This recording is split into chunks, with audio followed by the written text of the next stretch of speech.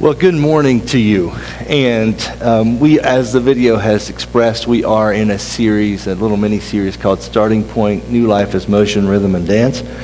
I am Joey. You could just call me Jumpin' Joey. It seems like the word jumpin' is the Jumpin' Joe Saggers and Jumpin' Joey Nelson. Maybe that works today. It's good to have you here. And welcome back. Some of you came maybe for the first time on Easter, and you're back today, and we want to thank you for coming again. And hope that you can enjoy Stones Hill Community Church. If you don't have a church family, this is a great place for you to be a part of.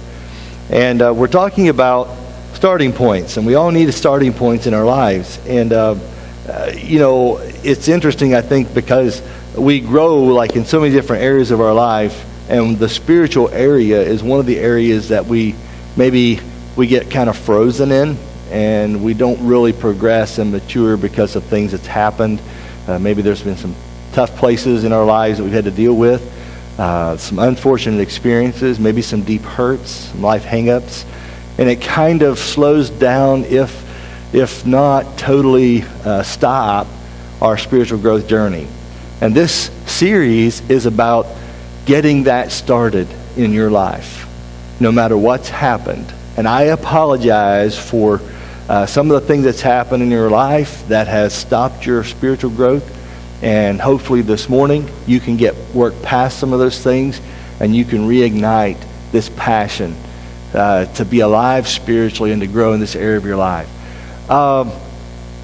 My hope is that in this message you will be alive to the dance of God, okay? That you can enter into this walk with the Lord, and we're likening it to motion, rhythm, and dance, that you can be a part of this Trinitarian fellowship that's already going on. It's been going on since the beginning of time, if there is such a thing as beginning of time. Everything has a starting point except for God, and this thing has been going, and this Trinitarian dance has been going and circulating, and the rhythm of it and the motion of it is just beautiful as you see it in the Bible. And you're being invited up into it as a creation of God. And unless you're involved in that Trinitarian dance of fellowship and spiritual growth and life with God, life loses something. You're missing something in life. And it's hard to really pinpoint that. For the Athenians, they called it an unknown God, and they had an altar to that unknown God. So this religious impulse is something that Paul builds on in a pagan culture where they had no Bible, at least that they were aware of. And Paul interjects himself into this culture, and he begins to share the story of new life, resurrection that's happened for the world. He begins to share that, and he begins to make headway into explaining this story as it's been presented to us in Jesus. And the hope, I think, is not only that you and I would be involved in this Trinitarian dance with God, but that we would also be involved in this, what we could call an evangelism dance, where we clearly and attractively lead people and invite people into the truth. And that's what Paul does here in Athens.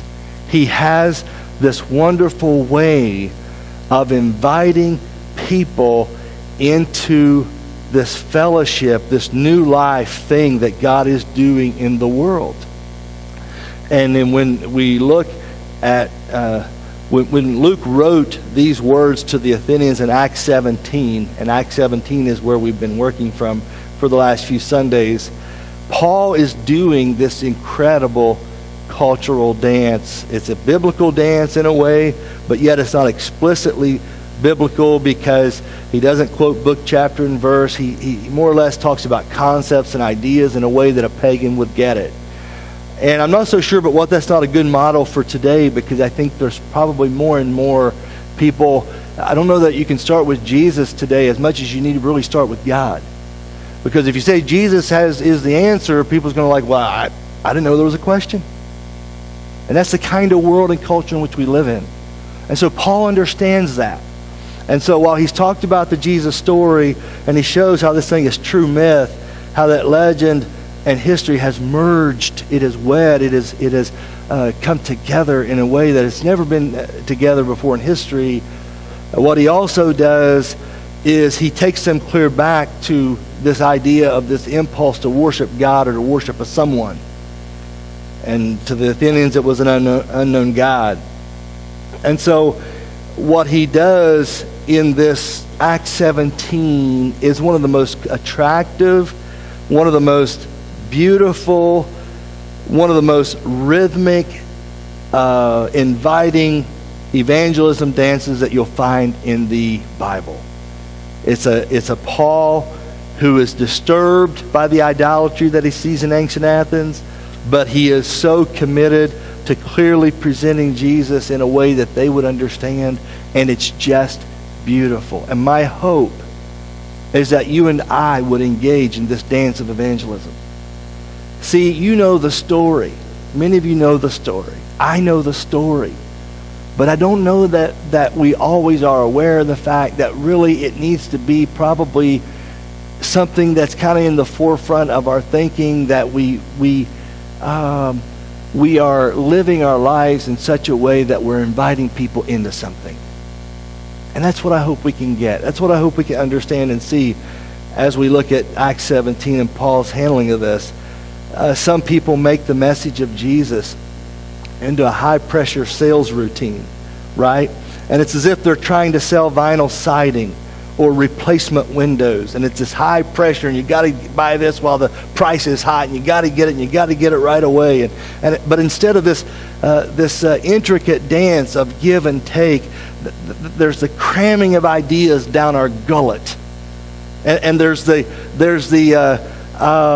threatening, the threatening of judgment and hell, and there's the excluding of anyone who differs in opinion of maybe what opinion we would have of the Bible or of God, of the gospel or of Jesus, right? Anybody that's different in line with judgment. But in Acts, Paul is like, what if there is a God who made all things? And what if he's really good? And what if he's really kind? And what if he has the disposition to help us humans down here in ways that maybe we didn't really conceive of before?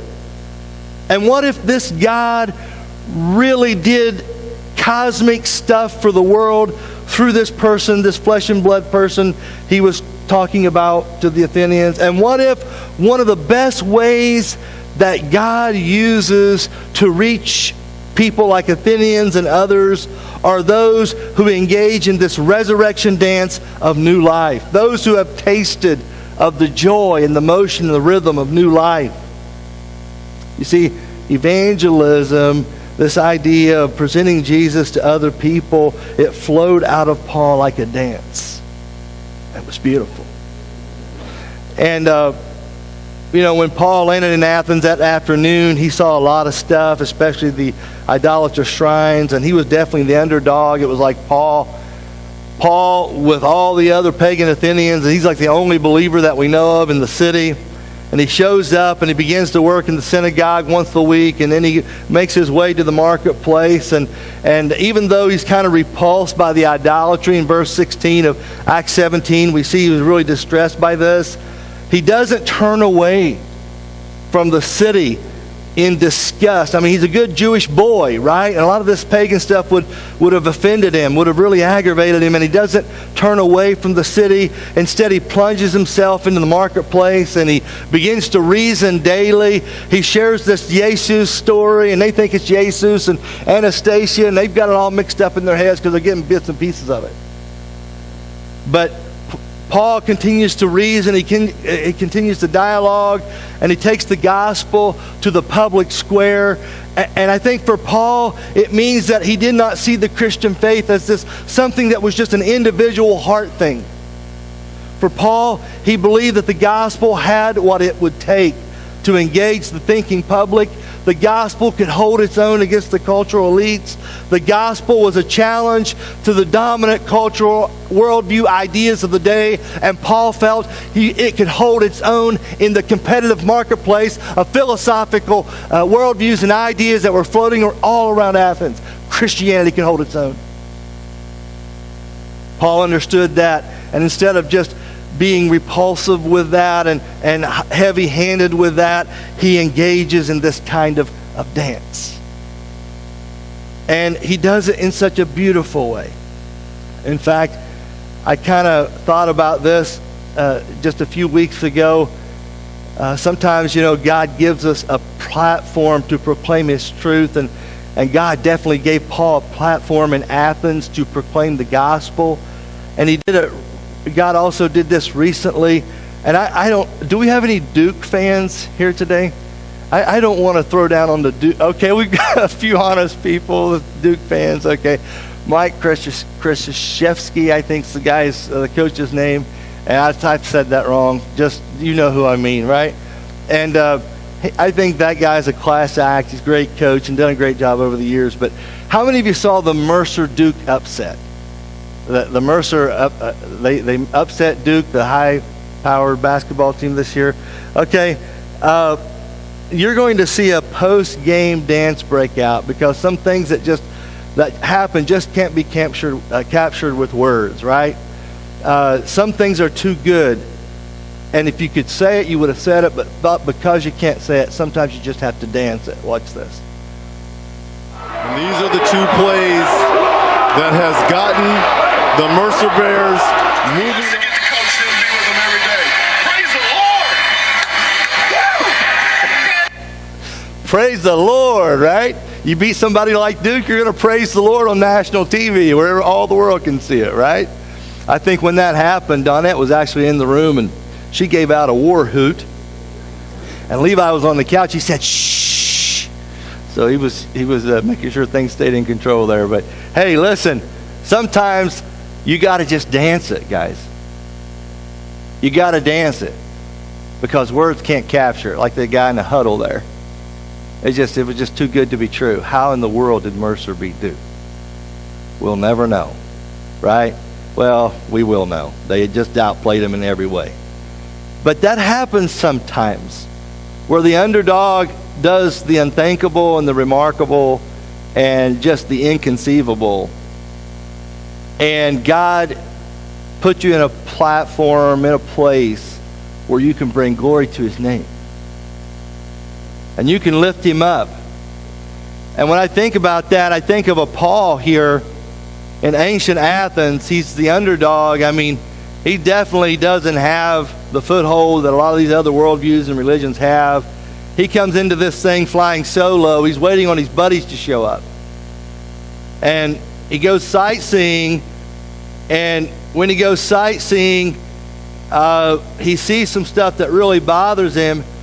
And he starts dialoguing with people about this altar of the unknown God. And eventually, God gives him a platform to share a message in the esteemed Areopagus in ancient Athens back in about 50 to 55 AD. God gave him a platform so he could praise the Lord. He could lift up what God has done for the world. And so when we pick up the reading in verse 22 of Acts 17, Paul's got this slide 2 there. Paul's got this invitation, and he takes him up on it, and I don't know that he might have been semi-arrested. It seems the way the words read, it's almost as if they kind of took him, and he wasn't. They would have taken him against his will, but he was compliant because he could see God's hand in all of it. And I just want you to know that God will use your positions and platforms, your accomplishments, your jobs, wherever you are and whatever's going on in your world. If you'll just be open to God, he will give you the opportunity to dance this beautiful, attractive evangelism dance. And I think as I look over Stones Hill, and I think about as pastor of the church, and I think about what one of our greatest needs would be, I think it would be this consciousnse that you and I are to engage in this dance of evangelism. What do I mean by evangelism? It's this idea that we will have in the forefront of our thinking, that we will be looking for, anticipating, preparing for opportunities to invite other people into this dance of new life. And I think that's probably one of the areas where we can really grow And we can help create these starting points for people that maybe people who have a wrong view of God might start seeing God a little differently because of the way we present God, the way we live out the God life. And so Paul is given this opportunity, definitely an underdog, okay? No one expects him to accomplish what he accomplishes here. And even though maybe the harvest is not as great as maybe it was in other communities where we read of actual churches planted and things, there were still those who heard Paul's message and they believed it. There were those who bought in and they began to grow, and it created a starting point for them. And so Paul stood up in the meeting of the Areopagus. He's going to give this great presentation. If you read through it, it takes about 3 to 5 minutes for him to make this presentation. But it's crazy how the Lord continued to speak after the speech was far over. And God just keeps speaking and working. And he met with the Areopagus, which is a council of people, of intellectual elites in Athens. He met with them up on a hill in Athens. And he said, people of Athens, Paul says, I see that in every way, verse 22, you are very religious. And I like that. I mean, here's a guy, he can lash out. You're pagans. You're worshiping this. You're doing this. Get ready for judgment, because this thing's going to erupt when Jesus comes back, right? He's not going to stand for this. And so Paul could lash out in that way if he would have chosen to do that. He could have either attacked the Athenians or he could attract them. But he couldn't do both at the same time. And so I love how Paul chooses to reach out. There's no insult, you moronic Athenians who worship all these different gods. There's no doubled up fist. There's no frowning put down in Paul's approach. If Paul was provoked, and he was, verse 16 tells us that, now we see him diplomatic. We see him kind. And he simply tells them, I've been a visitor in your city for a few days now, maybe even a few weeks. And I've been walking around looking at stuff. And he says, verse 23, I looked carefully at some of your objects of worship. And so it's like, he tells a personal story to these guys. It's like, I'm touring your city. I'm looking at your magnificent sites. I'm looking at your statuary all over the city. And we could go on and on about how elaborate this was in Athens, ancient Athens. And he says, I was walking one day. I was eating my Greek gyro with feta cheese and my olive Greek salad. And I look over and I see this God, this shrine, this altar with an inscription that says, to an unknown God, he says. Verse 23. And so you are ignorant, and he's not insulting them, because he's saying, you're guessing in an educated kind of way. You're ignorant of the very thing you worship, and this is what I'm going to proclaim to you. God has brought me into this city to dance a dance of new life, and I want to invite you into it. You elites, you intellectuals of Athens. And you're not aware of this story, you're ignorant of it, and I want to make you aware of it.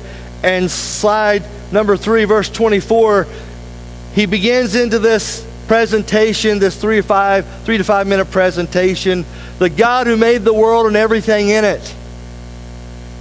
Okay?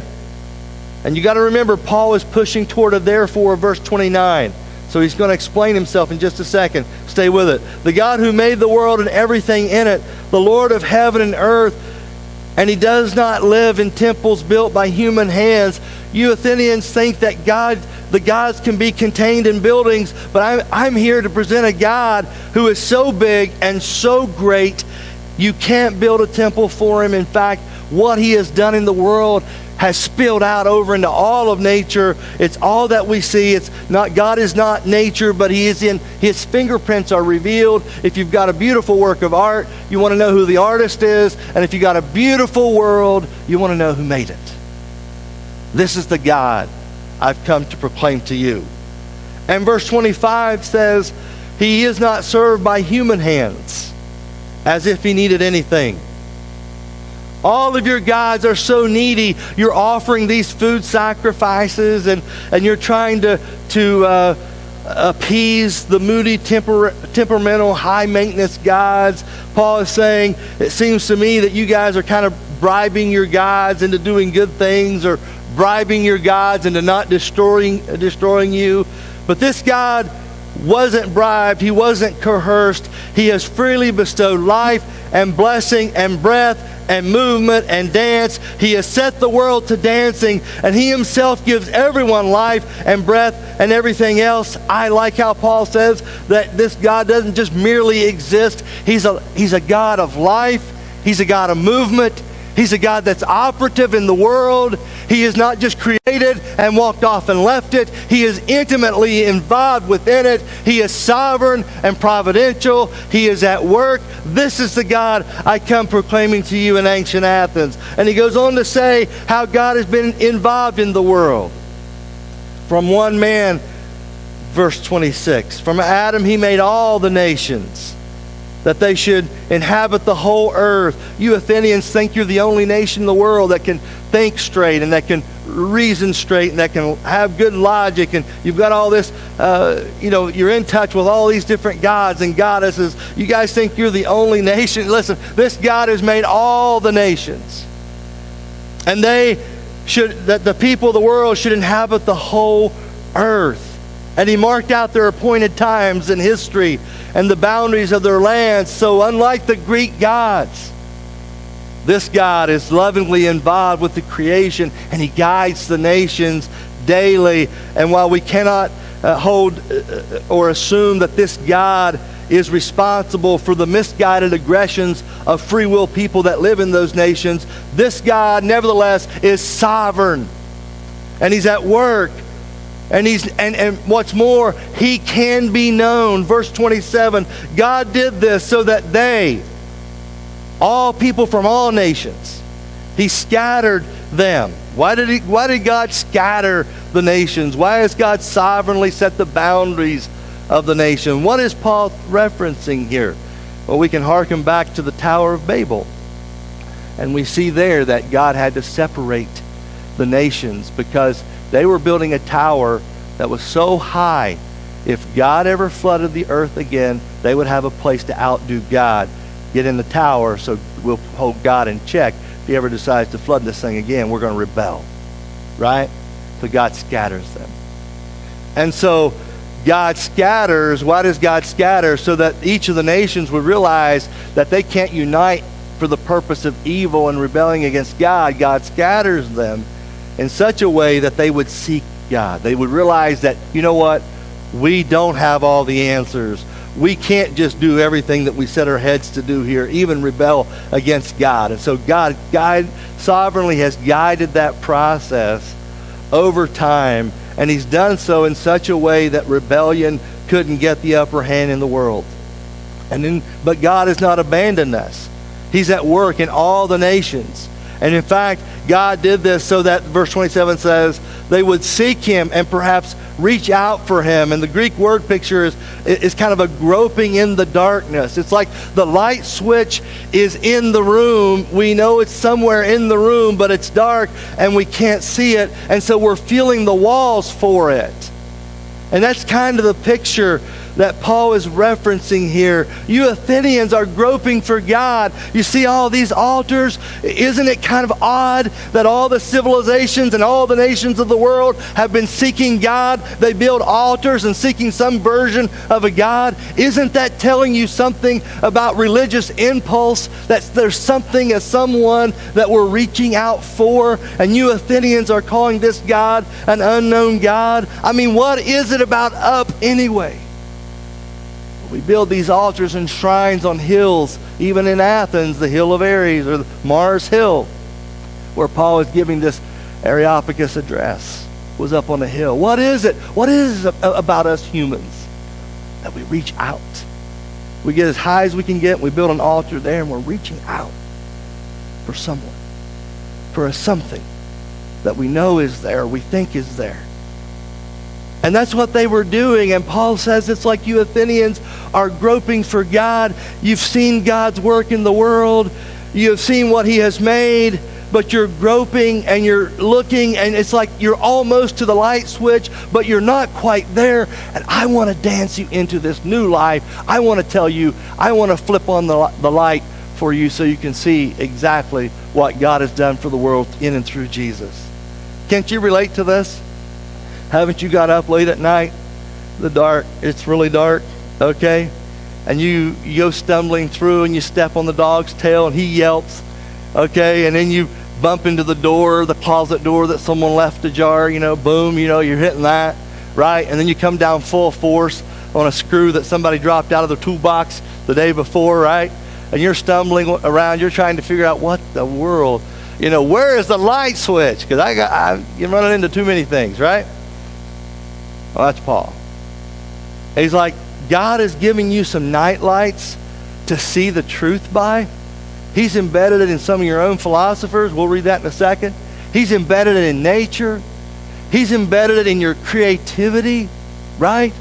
You Athenians are so creative. You shape all these gods, and you're made in the image of God. And so what did God do? He created. What do humans do? We create. It's like you're right there. You're so close. The light switch is so close for you guys to flip it and to start a new starting point. And you're groping and you're reaching out for him through these gods and goddesses. And the hope is that you'll reach out for him, verse 27, and that you'll find him, though he is not far from any one of us. So God has been at work in the world. He has had a witness to himself in the creation. He has had a witness to himself in the created, okay, the people of Athens. And now Paul has showed up and says, hey, I can tell you where the light switch is. I'll turn this thing on if you'll let me. What he does in verse 28, slide 5, he says, for in him, he quotes one of their own philosophers, one of their own songwriters and playwrights. For in him we live and move and have our being. Humans derive life from God, and whenever we move, some of us slower than others, right? But whenever we move, we give testimony to the Creator God. We don't just exist. God sets humans to dancing. And as some of your own poets have said, we are his offspring. And he quotes another poet. And all of you Athenians, you're busy creating great works of art here in Athens. You're busy creating statuary. You're busy creating these altars and things for pagan purposes. But even in that, you're reflecting the one true God, and you don't even mean to. You're so close. Let me turn the switch on for you. Let me show you who it is that you're seeking, who it is that you're trying to get to know. Therefore, verse 29, since we are God's offspring, Paul says, he goes on to reason with these guys, we should not think that the divine being is like gold or silver or stone, an image made by human design and skill. What's he saying? Listen, if there are personalities, there is a person behind all the personalities that you see.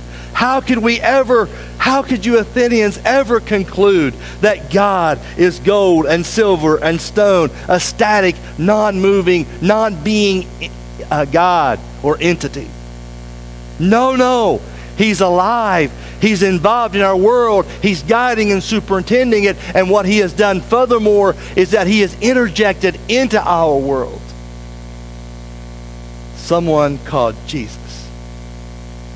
And Jesus presents to us a Jesus kind of God. It takes personality to make persons, Paul reasons. And so he asks these Athenians to see the logic of that and to conclude that, maybe you're right. Maybe there is a God, and he is alive, and he has spoken. Paul says in verse 30, in the past, God overlooked such ignorance. These idolatrous shrines, God kind of looked it over in these times of ignorance. And so he's implying to the Athenians, your history has been a time of ignorance, but now God commands all people, verse 30, everywhere to repent. He gave you the benefit of the doubt. when you were in the darkness of paganism. But now the light switch is turned on. And now it's time for you and I, those here in Athens and people today who encounter the Jesus story.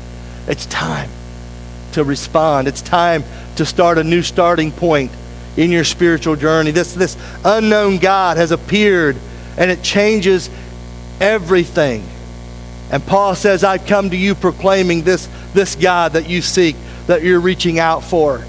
Verse 31, for he has set a day when he will judge the world with justice by the man he has appointed. And you can see what these pagan Athenians are going to say. Well, yeah, if there's a God, that's fine. There's a judgment, that's fine. How come he hasn't judged us yet? And so Paul is like responding to that. He's anticipating that kind of response. And he says, you can rest on this, that there is an appointed set day. He will return. He will hold the world accountable. And furthermore, how do we know he will return? Because he has given us proof. Verse 31, he has given us proof, this to everyone, by raising Jesus or him from the dead. And so he is alive. He is the God of life, the God of being, the God of activity, the God of involvement. And so you Athenians are no longer in a time of ignorance. You are now, the light has been turned on, and it is imperative for you to respond. Imperative. He has set a day when he will judge the world with justice by the man he has appointed. Slide 7, when they heard about the resurrection of the dead, look what happened. Some of them sneered. They mocked. But others said, we want to hear you again on the subject. Verse 33 says, Paul left the council. He was getting just to the good part, just where he was going to delve into the life of Jesus. And they begin to sneer and mock, and they interrupt him, and so he can't finish the full speech that he wanted to give. And so the people continue to think about what he said, and verse 34 says, some of the people became followers of Paul and believed, and among them was Dionysius, a member of the Areopagus, one of the intellectuals, and also a woman named Damaris, and a number of others came to faith.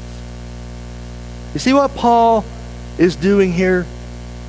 See, Paul understands something. He understands that your view of God is the most important thing about you and your spiritual life and your new start, your starting point. If you view God as this aloof, separated, far away entity that has kind of created this thing and walked off and left it, it will impact how you pray. It will impact how you read. It will impact how you view the spiritual life in every aspect. But if you view this God as a God who is intimately involved, and he's working, and he's hearing prayer, and he's responding to the prayers of the people in the kingdom, and he's doing so in such a way that he brings people like Paul into our Athenian cities of paganism and unbelief. He brings them in, people like that in, and they begin to dance a dance that invites us into a new life, a new start, a new beginning. And so back to where we began. What if there really is a great and good and kind God? And what if we humans really are his creatures? And what if we are still his creatures even though we lose our way sometimes? And what if our deepest dream is really true? That the God who really exists really loves us. We don't have to hide. And I read one guy this week who feels like that the Athenians had all these different constructs, these different gods and goddesses, because they were looking to hide from the truth while pretending to really be hungry for it. They were looking to hide behind these deities and these gods, and by having all of these gods, they were delegitimizing the very idea of God. What God can be right? What religion can be right? What worldview can be right? What philosophy can be right?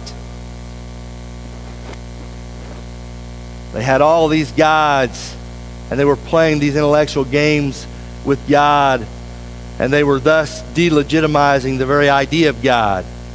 Because if you have an altar to an unknown God, you are making an implicit confession, and that is that all the other gods are inadequate. And so you've got a people who are playing this intellectual game with God, pretending to seek Him while at the same time hiding from Him. But what if though, this is a really good God that we don't want to hide from anymore? And what if one of the best ways for God to get through to us, those of us who have lost our way, what if this is a good God, and what if He sends people along the way sometimes that through kindness and influence and through words spoken and reason offered and dialogue presented and engaged in, what if He uses people like Paul to bring us to this place of a new start, a starting point? And what if for every obvious, scummy religious huckster out there who wants to wrestle you to the ground with religion, what if there's a dozen more subtle, in tune with the dance kind of Pauls who can dance you toward the truth in an authentic, credible way? What if there really are special messengers out there that come to town sometimes, who are sent by God to intervene, to give us a taste of grace? What if you and I, who began as wandering and confused people, could be so helped by our caring, God-sent, love-filled friends that we could join them as messengers of grace and help rescue lives that are being wasted and ruined and self-sabotaged? What if you were to play a role in that dance? What if your friendships, your conversations were viewed and seen as a part of this evangelism dance where we move people toward truth? What if we were safe people? Friends that people could talk to about their sense of God. People who they could share their experiences or the desire for experiences of the transcendent. What if we were those kinds of friends that people who struggle with guilt and goodness and their deepest longings? What if? You know, that's what humans crave. And without it, everything else is just reruns. It's grocery shopping. It's chewing, digesting, earning, saving, retiring, probate. Is life something more than that? See, Paul felt life was something so much more. So much more than what we've pictured it to be, because he presents it in such a beautiful way that as the Athenians listen to this guy and he tries to get to the good stuff and they even interrupt him, still some of them heard enough where they realize that maybe, just maybe, our wildest dreams have come true, that God has spoken. And He's spoken through His Son, Jesus.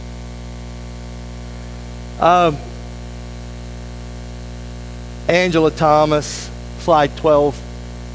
She has written a book, Do You Think I'm Beautiful? And she tells about Carrie Gibson. First of all, I hope you don't think less of me because I've read a book entitled, Do You Think I'm Beautiful? Okay? Please bear with me. All truth is God's truth, regardless of where it comes from. Right? It may come from Do You Think I'm Beautiful book. It may come from a poet or a songwriter or a playwright or whatever. But all truth is God's truth. All of it. Well, Angela Thomas has written a book, Do You Think I'm Beautiful? And she tells about Carrie Gibson. She says she calls him the newest, cutest guy on the scene when she was in the 11th grade. She had the crush. All the girls, says Thomas, were falling for Carrie. And she had seen him after the football games in the local pizzeria and entertaining and seeing all the girls. But she said Carrie Gibson had never seen me. After football season that year, Thomas tells us, a new teen dance club opened, and one Saturday she decided she and all her girlfriends were going to spend the day getting ready, and they were going to go to the dance club that evening together. And she says at some point that night, my circle of friends huddled together, and they were talking to a few guys from our school, and she says, I quote her, overwalked Mr. Handsome in a pair of Levi's, and you guessed it, it was Carrie Gibson, a little 11th grade young lady, Angela Thomas, seeing her high school crush walk over, and in his best National Lampoon's Animal House impersonation, he said to the guy standing next to me, mind if I dance with your dates? You're probably going to have to be born before 1970 to really get a hold of that, okay? But those of you who wonder, just get on YouTube, you can find it. Mind if I dance with your dates? Thomas said that when he asked her to dance with her, that it felt like a dream I'd had 1,000,000 times. The cutest guy in the room was asking me to dance. She said I stood there patiently waiting to wake up from this dream I was in. And I was so afraid of ruining the whole thing, she says, but we finally danced and we danced and we danced. And she said, I wish I could remember the song that we danced to. It was some late 70s number. And I'm telling you, she said, I could dance. I had practiced in my room for years and not one groovy move had been wasted. I could dance, okay? She was ready for this moment. The song was over way too soon, she says. Carrie's act of charity was coming to an end, and she could kind of feel like his good deed was over. She said, I smiled at Carrie and I said, thanks for the dance. And he turned and walked away, and she turned to walk away. But she said, Carrie Gibson said something I've never forgot. Wait, do you want to keep dancing? And she said, the question still rings in my head. She says, it makes me cry and smile and whisper a prayer for my daughters. God, make sure someone asks them to keep dancing in their life. Thomas goes on to draw some applications from her story. She said, a good part of my life has been like that night in the 11th grade. I know that I'm at the dance. I see everyone else having a great time. I'm enjoying the music and the people, but I'm not really sure anyone sees me. I'm polite, I'm fun, but I'm hesitant. And maybe I'm always supposed to stand in the back and wave to my friends at the front. Maybe my life is supposed to be a supporting role. I have wondered if I was made to be a wallflower. I've never been sure that someone would walk across that dance floor and call my name.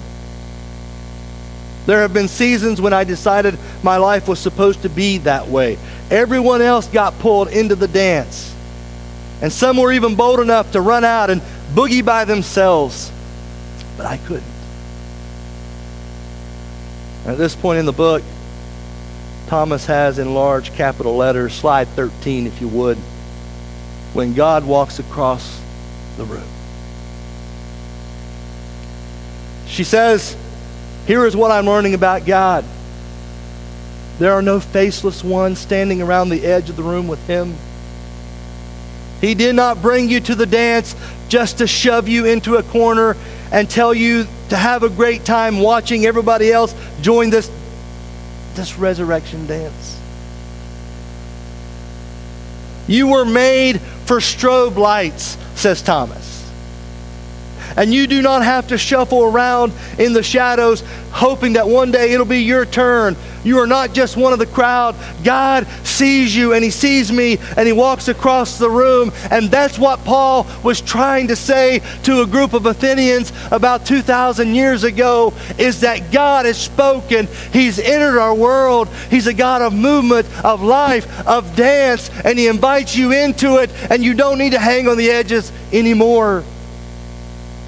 In fact, he has spoken through this guy called Jesus, or Jesus, who is resurrected from the dead, and so he lives and he's coming back. And you Athenians, oh, you Athenians, who've been reaching for this light switch for so long, and some of you have been groping for life. You're groping, it's dark, it's shadowy, the visibility is not very good, and you're groping, and you maybe tried a little pleasure, and try that relationship, and I'll try this experience, and I'll go this direction, and maybe I'll meet that person, and I'll have this as a priority, and I'm going to grope, and I'm going to look, and I'm going to feel. And Paul says, you're so close. You're so close. And maybe this morning you are so close to a new spiritual starting point. You see, when God sent Jesus into the world, it said that God sees you. And he sees me. And he hangs on to a fallen planet in Jesus. And he refuses to give up on the dance of new life. And when Paul walks into Athens and he told them the Jesus story, they discovered that God wasn't angry at all. Instead, and if they wanted to view the appeasement of the gods as one of their big priorities in their religion, that's fine. If God was ever angry, Paul could say his anger has been poured out on his son on a cross, and he's not angry anymore, if you want to frame it that way. You see, Paul was presenting a Jesus kind of God. He's not an unknown, impersonal force.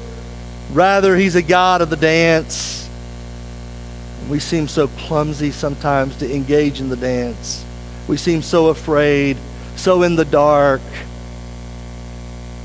We seem so uncomfortable with how we are made.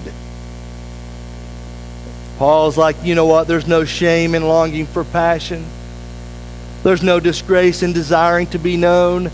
Paul does not fault them for groping. He understands why they're groping. But he says this time of ignorance is over. The light's been turned on for you Athenians. What is your response? For in him we live and move and have our being. And dancing with God means that you have chosen to respond to his invitation. God says, would you like to dance? And you say, I love to. God says, will you embark on a new starting point, a spiritual journey with me, where you try to shape a future through prayer, something you've never done before? Where you engage in this dance in such a way that you are one of the attractive ones. You are Pauline-like in how you dance among others, and bring them to the dance, this dance that we're invited into. God doesn't demand that we know all the steps, just that we let him lead. And after you've decided to become a Christ follower, like I said, we are all charged with this task of creatively presenting Christ in our Athens. And I just wonder, do we have Paul's courage? Do we have his wisdom? Do we have his skill and balance and love to do the same thing today in the face of many sneering cultural leaders and worldview proponents? And I say you do. You know, back when Matt Minnick's daughter, Danny, I believe was her name, she was so sick. She had some surgery on her head, and her head was so swollen from the surgery, and she couldn't get out of bed. She'd been immobile for so long and so many days. And she raised her arms up one day high over her head, and she began to move them like this. Someone attending to her asked her what she was doing, and Danny said, "I'm dancing." You see, something in Danny had to move. And whenever I hear someone talk about Acts 17:28, in him we live and move and have our being, I think of that story and I think of the dance. It's time to move to the dance. I hope you feel invited to this dance. I hope you feel that your life can be an invitation for others to join the dance. It's time that we move. You pray with me this morning. Thank you, God, for this day. Thank you for your truth. And I ask and pray that we'll catch a vision for this. I pray that our life's problems would not be so great that we forget to dance. I pray and ask for an area of life that maybe has been static for too long, kind of like lifeless gods, that you would bring new life to those areas. And then I pray this morning that if we are suppressing truth, if we are hiding behind all of our gods, intentionally, that we would come to see the beauty of who you are, and that we would come out of our hiding places and we would engage and participate in this dance. You've made us to dance, to see, to feel, to smell, to hear, to speak, to taste. God, I'm so glad that we have life itself as a testimony to who you are. And so this day, this moment, may we dance. May we dance. In Jesus' name, amen. Stand with me, would you? You have a great day. Lord's blessings on you today. And if you'd like to talk more about some of the things I've talked about, just see me after church. Be happy to do that. God bless. And apologies to all the Duke fans.